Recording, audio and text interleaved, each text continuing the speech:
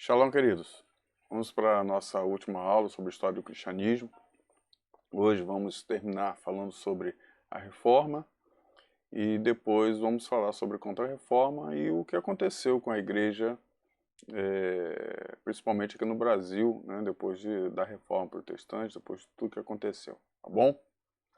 A gente já começa aqui hoje, né, quinta aula, como já falei, a nossa última aí. Ela não vai demorar, né, vai ser até curta, mas é importante nós falarmos com relação à Revolução Protestante sobre os cinco solas, né, os cinco solas da Reforma Protestante, que é a base, né, daquilo que ficou como princípio da Reforma Protestante para todos aqueles, né, que declaram ser evangélicos, né, ser protestantes no mundo todo e aqui no Brasil, né? Então vamos lá. Então os cinco solas da Reforma Protestante são proposições teológicas que sintetizam os principais pensamentos dos reformadores. Todos aqueles que nós vimos lá da Reforma Protestante e tantos outros também estão baseados nos cinco solas, né? E a gente vai falar a respeito de cada um deles aí. Os solas são os principais pontos da oposição da teologia reformada contra os ensinos da Igreja Católica. A reforma ela veio tratar de assuntos não somente teológicos, mas de outras questões também. A questão da indulgência, a questão de como os papas estavam tratando a vida, né? A questão da imoralidade, corrupção dentro do clero. A Revolução Protestante veio tratar tudo isso, mas veio tratar também dessa questão teológica, porque tudo deveria estar fundamentado nas Escrituras. E né, de certa forma, essa fala que nós temos hoje, ela vem basicamente dos cinco solas. Vamos lá, nós sabemos quais são os cinco solas. Então, sola Escritura, né, somente a Escritura. Solus Christus, somente Cristo. Sola Gratia, somente a graça. E sole Fide, somente a fé. E sole Deo Gloria, somente a glória. A Deus é a glória. Somente a Deus a glória. Então esses são os cinco solas. Mas se a gente só fala eles assim, né, de uma forma tão simples, ele fica um pouquinho meio perdido no ar. Mas eles vão além, né, além de tudo isso que a gente está falando aqui. Ele vai um pouquinho além disso, ok?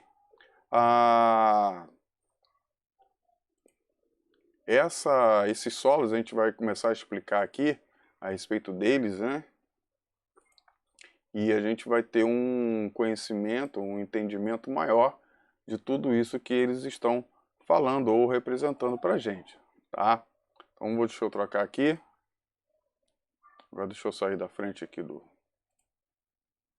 slide. Então, primeiro, sola escritura.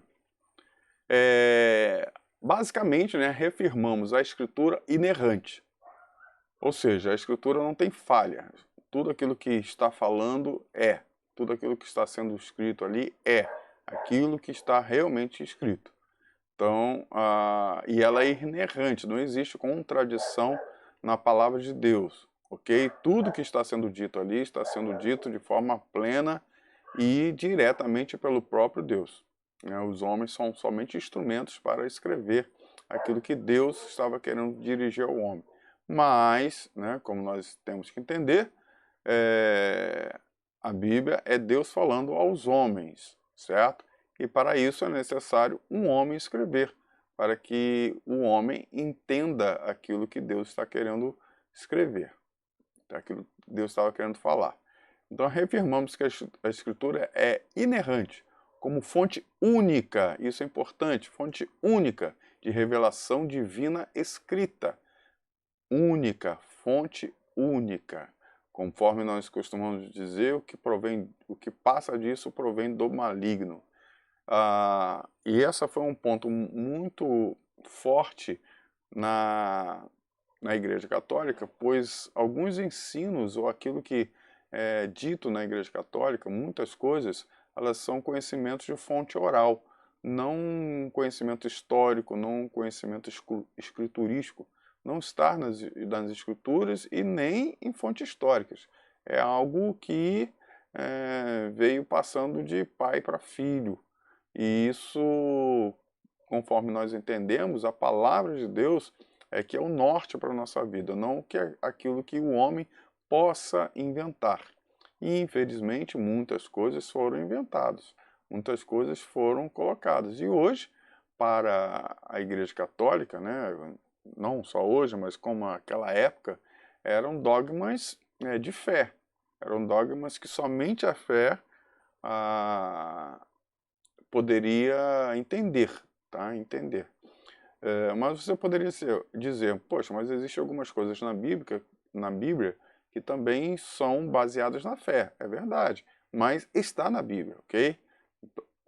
Não existe nada escrito, não existe uma escritura a respeito dessas outras questões católicas, que isso é somente questões de fé, tá? Então, a Bíblia é a única fonte de revelação divina, tá? Escrita. Claro que Deus usa os seus profetas, Deus usa os seus servos, mas nada daquilo que é falado, nada daquilo que é dito pelos servos de Deus pode contrariar a palavra do Senhor. Pode ir contra a palavra de Deus ou acrescentar a ela alguma coisa. Então é a única que serve para constranger a consciência. A palavra de Deus é a única que convence o homem de todo o seu pecado, todo o seu erro. A Bíblia sozinha ensina tudo o que é necessário para a nossa salvação. Eu não preciso de nada mais, não preciso de outros sacramentos, não preciso de mais nada para ensinar ao homem a respeito da sua salvação. Somente o que a própria Escritura dá a cada um de nós. Então, ela sozinha é a única necessária para a salvação do pecado. E é o padrão pelo qual todo comportamento cristão deve ser avaliado. Ok? Como nós falamos, é o cânon, é o padrão. E é o único padrão em que o cristão deve ser avaliado. Não existe outra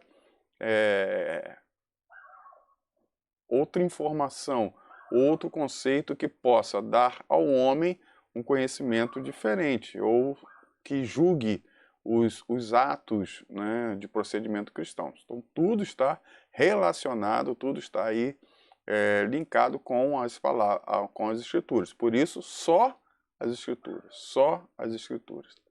E essa sola escritura, ele reafirma tudo isso e nega que qualquer credo, concílio ou indivíduo possa constranger a consciência de um crente. Que o Espírito Santo fale independentemente de ou contrariando o que está exposto na Bíblia. Foi o que eu acabei de dizer. Mesmo, né, como o apóstolo Paulo fala, mesmo que um anjo venha e fale uma palavra contrária à Bíblia, aquilo que não está dito na Bíblia, isso deve ser considerado o quê? Anátema. Tá? Isso tem que ficar bem claro. E o que está exposto na Bíblia, ou que a experiência pessoal possa ser veículo de revelação. Então não existe nenhum testemunho, nenhuma experiência pessoal que possa servir de salvação a alguém. Pode ser um estímulo, pode ser algo, mas não o veículo, não a mensagem em si. A mensagem de salvação somente nas Escrituras. E nós sabemos que essa mensagem só vem através de quem? Exatamente, através de Cristo. Por isso, só Cristo. Tá? Só Cristo, solos Christus. Reafirmamos que a nossa salvação é realizada unicamente pela obra mediatória de Cristo histórico, tá? Do Cristo que morreu na cruz, o Cristo que a história demonstra e fala, né? O Cristo e Jesus, o Cristo de Nazaré. Então este Cristo, tá? Este Cristo. Não um Cristo inventado por alguns homens, não um Cristo inventado por alguns dogmas. Este Cristo, tá? O Cristo histórico. Sua vida sem pecado e sua expiação por si só são suficientes para nossa justificação e reconciliação do Pai.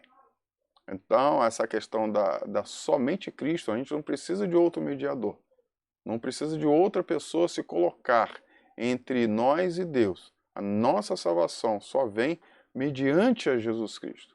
E isso deve ficar bem claro nisso ficou bem claro a Revolução Protestante quando foi colocado essas questões, ok? Por quê? Porque existia naquele momento outras formas de mediar. Se você, quando a pessoa estivesse lá no purgatório, e você orasse, que você fizesse alguma coisa ou comprasse alguma indulgência para ela, ela ia a certo momento caminhando em direção perdão, caminhando em direção aos céus. E isso então não seria uma questão de Jesus estar salvando essa pessoa, mas sim o ato, a obra que eu estava realizando aqui na terra por aquela pessoa, ok? E isso não existe na palavra de Deus. Só Jesus Cristo é o mediador.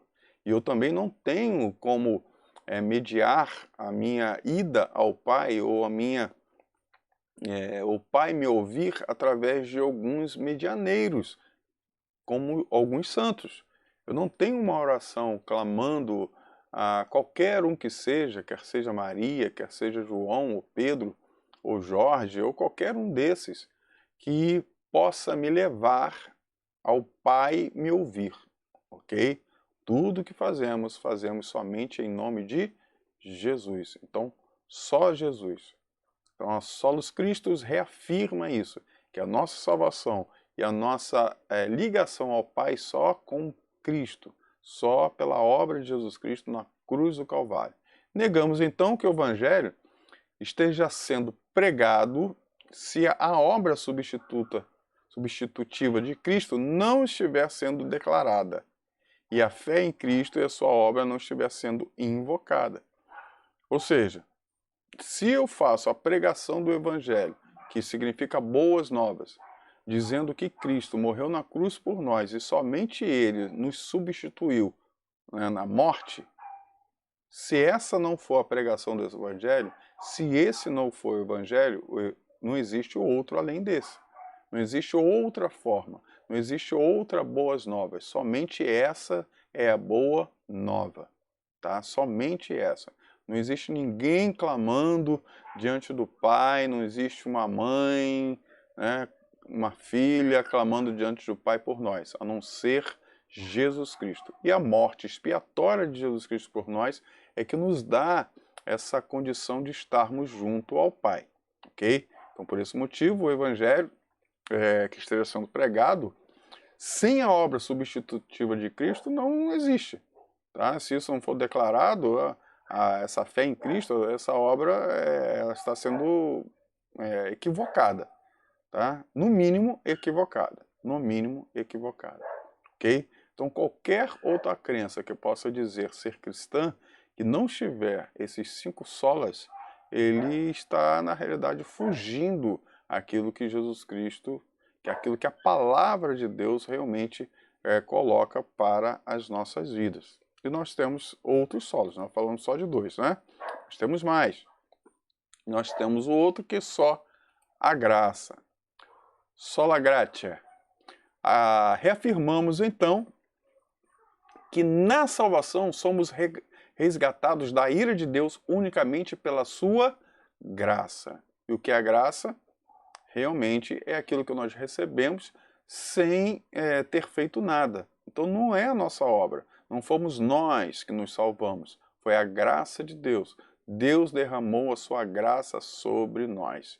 E não vamos aqui cair numa questão de arminianismo, calvinismo, essa não vem a ver aqui a questão de falar sobre essa graça, dessa forma, ok? Porque nós temos que entender a graça de uma outra forma diferente. Deixa eu acabar de ler esse texto aqui e já falo a respeito disso.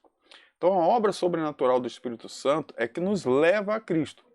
soltando-nos da nossa servidão do pecado, né, ao pecado, e ergue-nos da morte espiritual à vida espiritual. Todos nós sabemos, né, isso é fato, tirando algumas outras interpretações, mas vamos no básico. Depois de Adão e Eva, o que acontece? Todos que nascem longe de Deus, ou seja, mortos para Deus. Ninguém, depois de Adão e Eva, nasce filho de Deus. Então nós tivemos filho de Deus, Adão, tá? E depois o próximo filho de Deus que nós tivemos foi quem? Jesus Cristo, certo? E o que caracteriza ser filho de Deus? É nascer diretamente do Pai. Não foi assim que Adão nasceu? Foi diretamente do Pai? Foi o Pai que soprou sobre ele o Espírito, a alma vivente, aquele negócio todo? Ok? Então ele nasceu diretamente do Pai. Ele se tornou vivo mediante ao Ruach Kadosh, mediante ao sopro de vida que o Pai entregou a Adão. E, sem contar a questão de toda a forma que Deus deu a este homem. Ok? E ao fazer isso, esse homem nasceu diretamente de Deus, das mãos de Deus. Mas o que acontece? Nós sabemos que em determinado momento esse homem, ele cai. Esse homem, ele peca e ele decide com o seu pecado, né, declarar que não precisa de Deus, não precisa da mão protetora, não precisa da mão acolhedora, não precisa da sustentabilidade de Deus. O homem não necessita de Deus. Essa foi a declaração de Adão lá no Éden, quando ele pecou contra Deus, ok?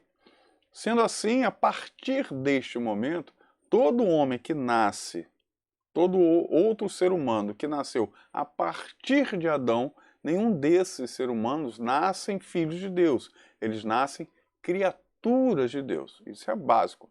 Isso qualquer estudante de teologia sabe, ok? Que é o seu caso. Mas vamos adiante. Nós tivemos em todas as criaturas, a partir desse momento, olhando para uma ótica tricotomista, entendendo que o homem é espírito, alma e corpo, não somente a questão corpo, né, e alma versus, né, junto ao espírito, né, dicotomista, mas tricotomista, espírito, alma e corpo, vamos colocar dessa forma para ficar mais abrangente para todo mundo aí, principalmente para você. Esse homem, ele nasce, tem o seu corpo íntegro, porém, né, íntegro, mas pecaminoso, ok? Ou seja, tendente ao pecado, indo em direção ao pecado. E esse espírito do homem, ele nasce morto. Morto em que sentido? Morto significa cortado, né, separado, ok? A palavra morto tem esse significado, cortado, separado. Então, esse espírito do homem morto, ele está separado do Pai. Ele tem esse espírito, ele consegue ter contato com o mundo espiritual, mas não contato com o divino, com aquilo que é divino. Ele está separado do divino. Está separado daquilo que poderíamos dizer Deus. Ok? E esse homem foi, né, se reproduzindo e homens foram nascendo dessa forma, nascendo com seus espíritos separados da divindade. Jesus Cristo nasce, né, o próprio Deus nascendo, não vamos entrar nesse mérito agora de discutir a divindade de Deus, mas só declarar que Jesus Cristo é Deus, mas o que ele faz? Ele nasce, tá? Ele nasce, mas ele não tem contato do homem. O homem, eu estou falando agora do sexo masculino. Foi o próprio Deus, da mesma forma que criou Adão, foi o próprio Deus que jogou a vida dentro da Eva. A vida foi plantada dentro da Eva e nasce Jesus Cristo. Jesus Cristo, ele nasce espírito, alma e corpo. Mas esse espírito de Jesus Cristo, ele tem condições plenas, né? Ele está vivo, ele não está morto. Ele tem condições plenas de ter contato com o Pai. Sendo assim, toda a humanidade que nasce a partir desse momento, a partir de Adão, nasce separado do Pai. O destino, então, o salário do pecado é a morte. Exatamente. Então, todo ser humano, ele nasce destinado à morte. Fica bem fácil quando nós lemos lá em João 3,16, não é isso que a palavra de Deus nos fala? Deixa eu abrir aqui para a gente ler a respeito. Deixa eu ver, vou chegar lá. Tá. Diz assim a palavra, a partir do 16. Porque Deus tanto amou o mundo que deu o seu Filho unigênito, para que todo o que nele crê não pereça, mas tenha vida eterna. Agora preste atenção. Ele diz lá, pois Deus enviou o seu Filho ao mundo não para condenar o mundo, mas para que este fosse salvo por meio dele. Quem crê não é condenado, mas quem não crê já está condenado, porque não crê no nome do Filho unigênito de Deus. Ou seja, todos nós que nascemos depois de Adão, todos nós nascemos condenados. Todo ser humano já nasce condenado. Então nós poderíamos dizer que o ser humano ele não recebe a vida quando ele nasce. Ele só nasceu. E como eu costumo dizer, qual é a única certeza que você tem no dia que você nasce? Exatamente, que um dia você vai morrer. Ou seja, do ponto A ao ponto B, o ponto A é o dia que você nasceu, o ponto B é o dia da sua morte. Desse dia, do seu nascimento até o dia da sua morte, você sabe que a cada momento você está se aproximando da morte. Ou seja, no dia que você nasceu, você na realidade começou a morrer, mas vai chegar um momento em que essa morte vai ser concluída. Então nós já estamos condenados à morte, ok? Mas o que acontece? Quando nós aceitamos Jesus Cristo, aceitamos a morte de Jesus Cristo na cruz do Calvário por nós, o que acontece? Nós passamos automaticamente da morte para a vida eterna. É bem simples nós entendermos isso. Nós passamos então da morte para a vida eterna. Aí eu entro com essa questão que nós estamos falando aqui. O que isso tem a ver com só a graça? Porque não foi você, não fui eu que enviou Jesus Cristo. Foi Deus. E Deus enviou Jesus Cristo porque Ele quis. Foi a graça. Nós não merecemos isso. Nós estávamos indo em direção contrária. Mas a graça de Deus. Deus decidiu enviar seu Filho para que todo aquele que nele crê não pereça, mas tenha a vida eterna. Isso foi dado de graça, ou seja, um bem imerecido. Entenda sempre quando fala graça, bem imerecido. Então a obra sobrenatural do Espírito Santo é que nos leva a Cristo. Então foi o Espírito Santo que nos faz isso. O Espírito Santo é que nos convence de todo mal. O Espírito Santo é que nos convence para aceitarmos a Cristo. O Espírito Santo é que faz toda essa obra sobre a nossa vida. Não somos nós que fazemos essa obra. É Ele que faz. É Ele que faz. Então, soltando-nos da nossa servidão ao pecado, e ergue-nos da morte espiritual até a vida eterna, para a vida espiritual. Ok? É o Espírito Santo que faz isso. E isso não é feito porque nós quisemos ou que nós somos bonzinhos. Muito pelo contrário. Nós não queríamos e nós sempre fomos maus. Mas o Espírito Santo decidiu assim fazer. Deus decidiu assim fazer.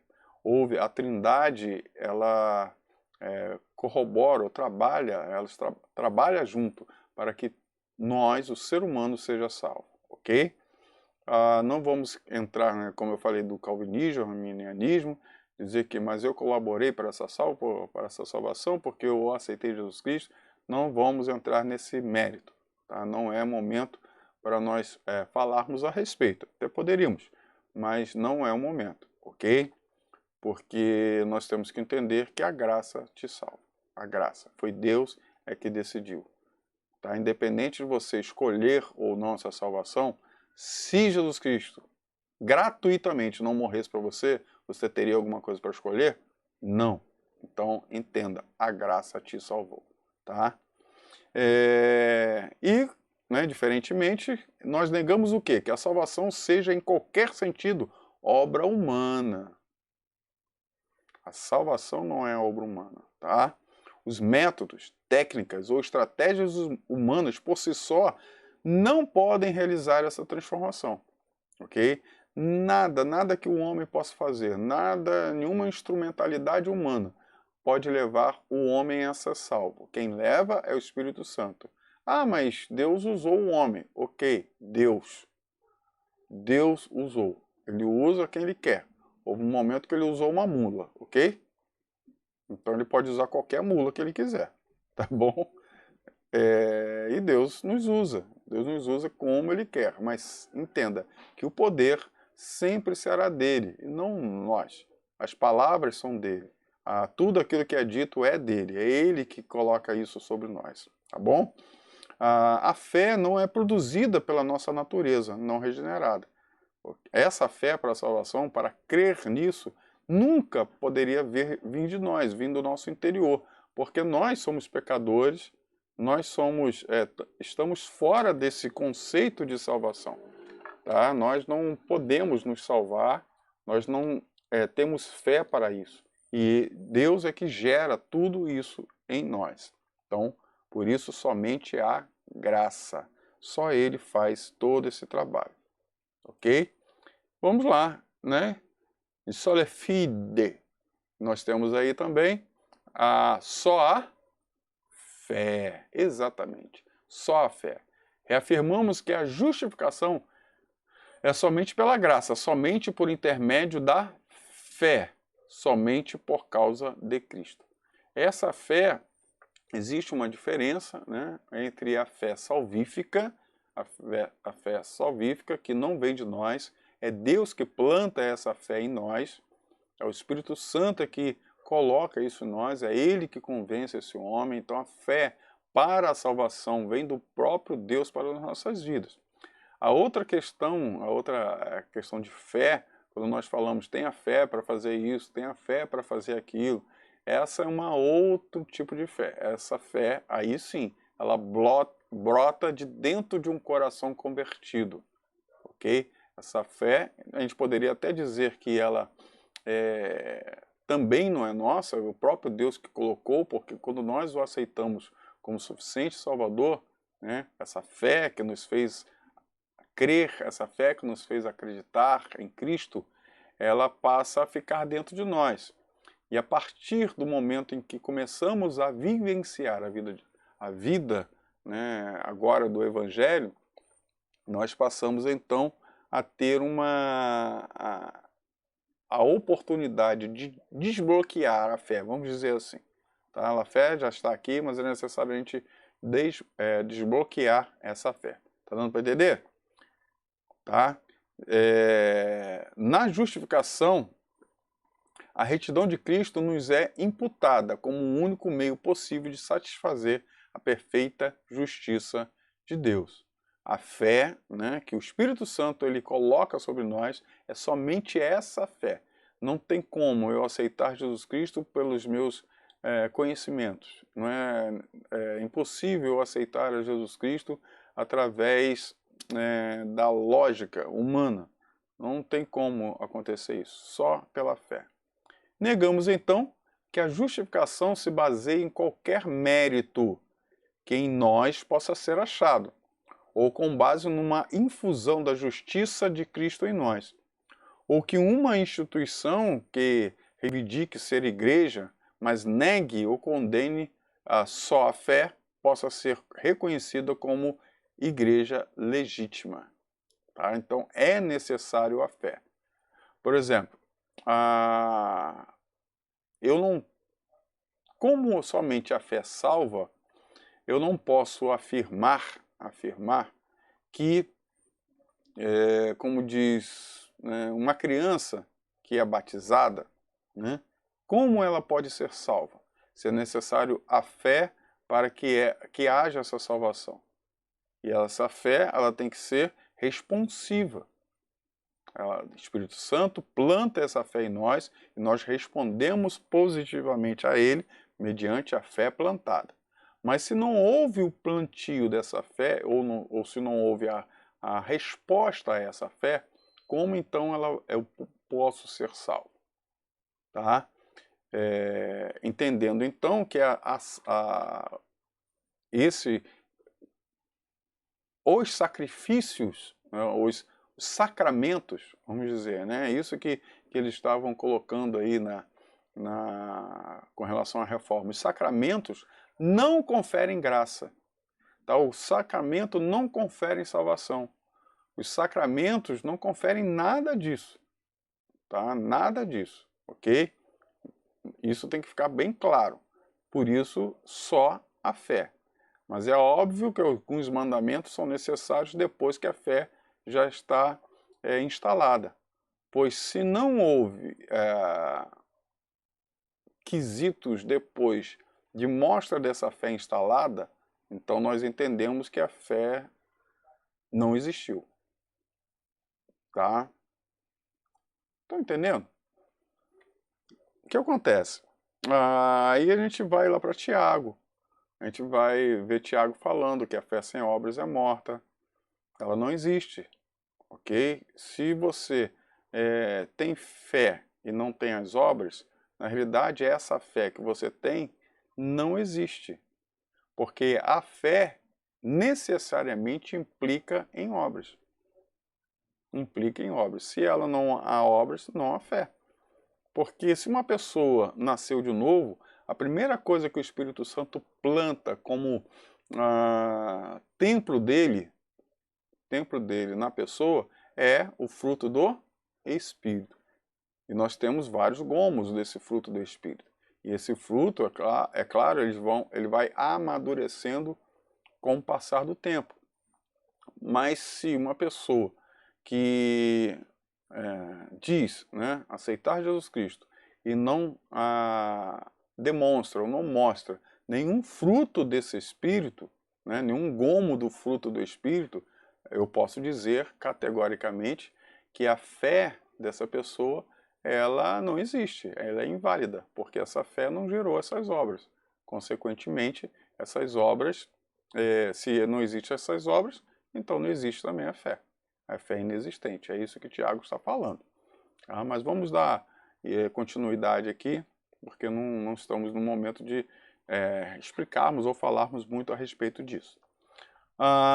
Então negamos que a justificação se baseia em qualquer mérito que em nós possa ser achado. Eu não posso fazer nada, tá? Para salvação. Somente a fé pode fazer isso, ok? Vamos continuar aqui com os slides. Nós temos o último solo, que é a sole deo gloria. Então, somente a glória a Deus. Então, reafirmamos que como a salvação é de Deus e realizada por Deus, ela é para a glória de Deus e devemos glorificá-lo sempre. Então, tudo é para a sua glória. Devemos viver nossa vida inteira perante a face de Deus, sobre a autoridade de Deus e para a sua glória somente. Se estamos dentro do Evangelho, vivendo talvez para a nossa glória, nós temos que repensar se realmente nós fomos alcançados. Então tudo é para a glória de Deus. Quer comamos, quer bebamos, quer façamos qualquer outra coisa, façamos tudo o quê? Para a glória de Deus. E isso fica bem claro, isso fica bem exposto quando nós lemos os solas. E por último, né, nós negamos que possamos apropriadamente glorificar Deus se nosso culto for confundido com entretenimento. Então o culto a Deus não é entretenimento. Não é entretenimento, eu não vou cultuar a Deus para isso. Se negligenciarmos ou a lei ou o evangelho em nossa pregação, ou se permitirmos que o afeiçoamento próprio, a autoestima e a autorrealização se tornem opções alternativas ao evangelho. O que ele está querendo dizer? O nosso culto é para Deus. Nosso culto não é para eu ficar melhor, não é para eu ser edificado, não é para eu ser abençoado, não é para eu ser isso ou qualquer outra coisa. Então o culto sempre será para a honra e glória de Deus. Não existe culto fraco, não existe culto sem poder.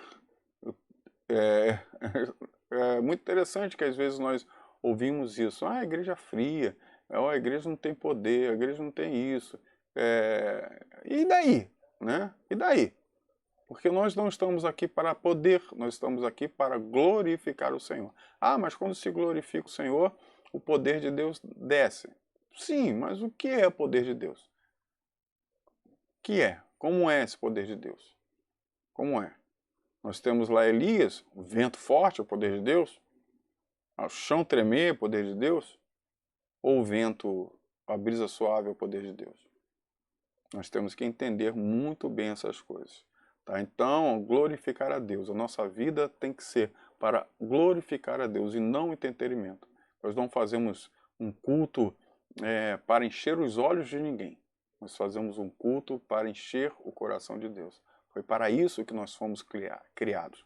Foi para isso que Deus nos inventou, vamos dizer assim. Não é?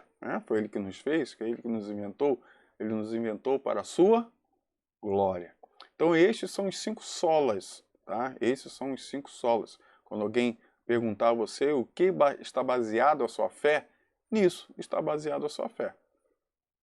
Se sua fé não está baseada nisso, talvez você não seja protestante.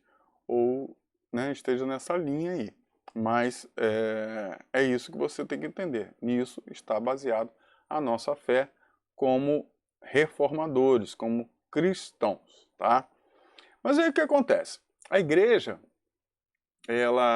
católica, mediante de tudo isso da reforma protestante que foi colocado, que foi implantado aí, que culminou na vida de Martinho Lutero, lá na Alemanha, a igreja católica não ia ficar sozinha, parada, ela não podia ficar parada.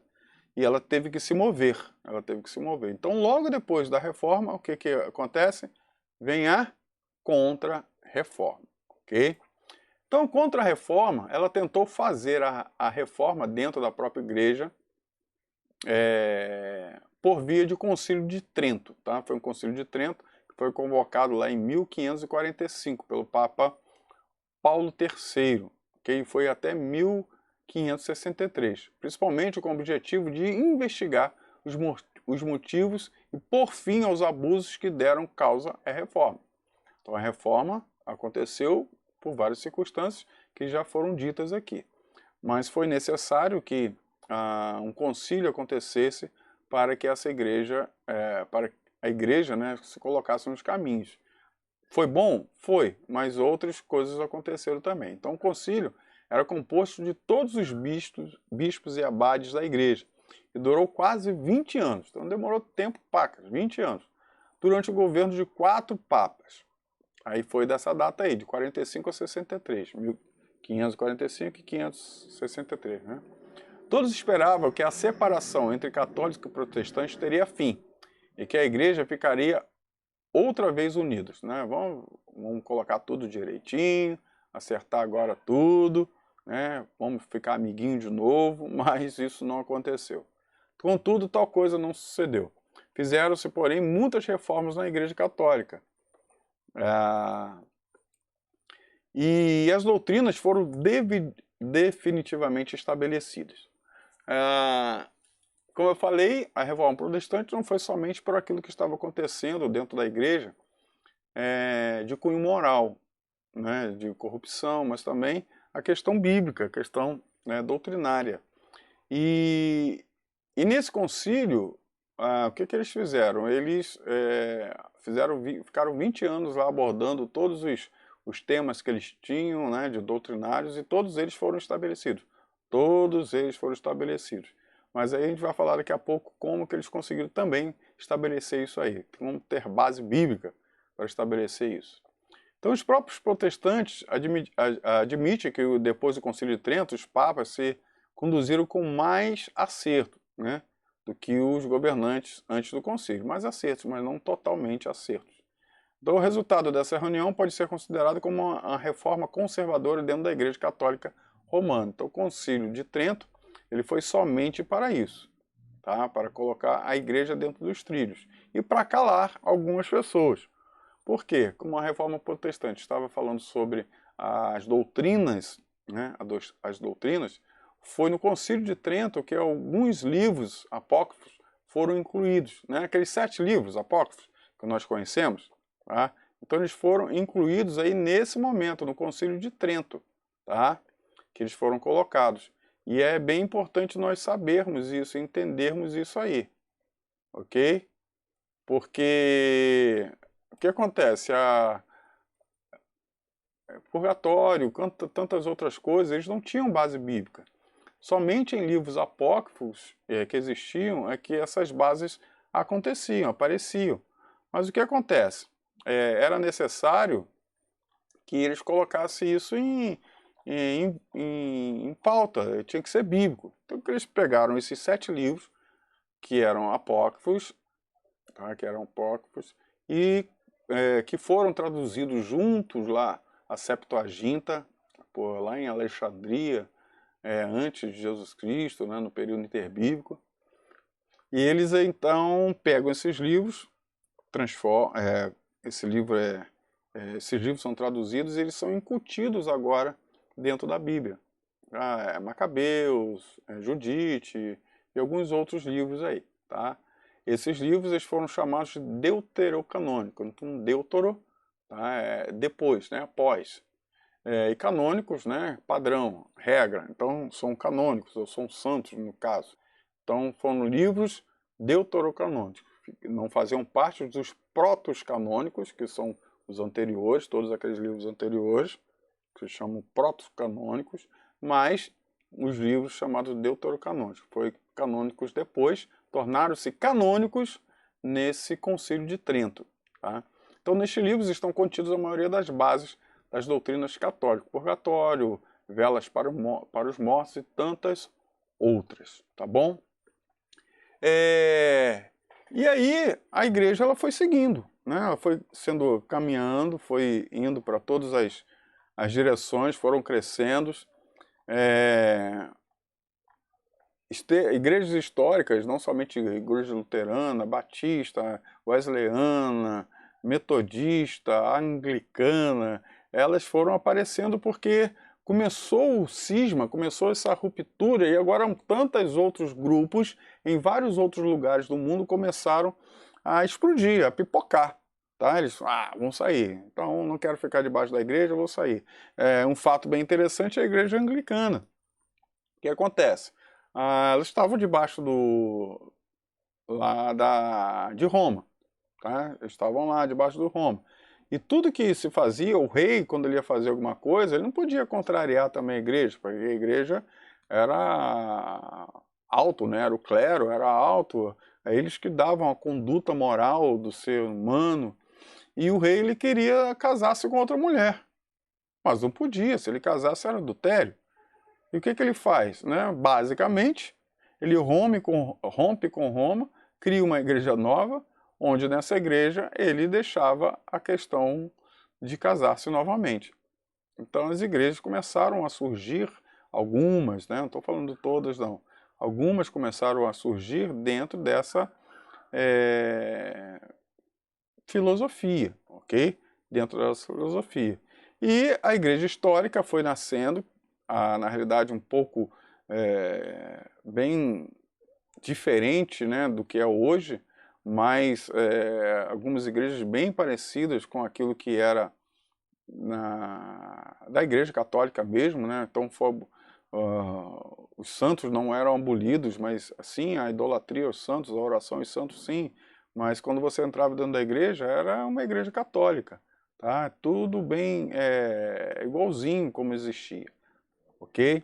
E começou-se então a aparecer um movimento pentecostal no mundo, e ele começou a vir aqui para o Brasil. Então, quando a gente chega aqui no Brasil, a gente vê algumas igrejas aparecendo, né, igrejas históricas já aconteciam, já existiam, e o movimento pentecostal ele começa a acontecer aqui no Brasil, né? O pessoal fez o trabalho aí que eu vou estar colocando para vocês, todos vão ver todo esse contexto.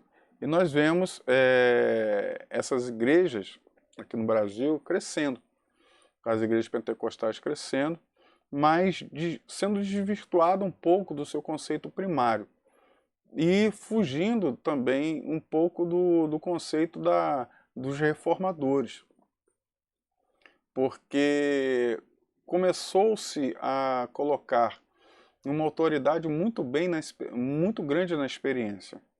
E nós vimos aqui está dentro, fora dos solas, tá? Essa experiência humana como fonte básica de conhecimento, tá? Fonte básica de coisas de Deus. Então isso começou-se a colocar no movimento pentecostais, onde hoje ainda existem algumas igrejas trabalhando nessa forma, desse jeito. E o conhecimento bíblico começou a ficar raso demais. Começou a ficar raso, muito raso. Hoje, infelizmente, nós temos uma geração aqui no Brasil bem fraca com relação ao conhecimento bíblico. Quando eu falo bem fraco, é fraco mesmo, né?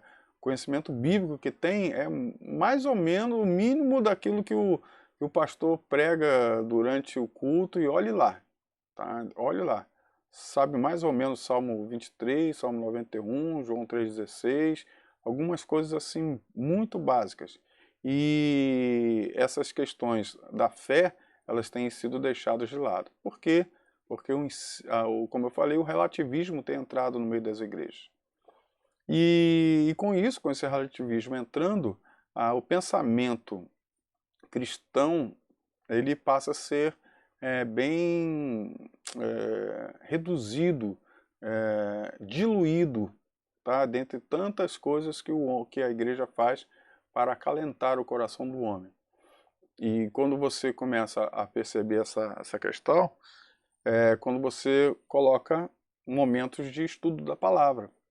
Quando você vai ter um culto de campanha de, sei lá, de alguma coisa, você vê a igreja cheia, mas quando você vai ter um culto de ensino da palavra, você vê a igreja vazia. Não estou dizendo, não estou nem falando da questão da qualidade desse ensino, mas é realmente o desejar de buscar esse conhecimento.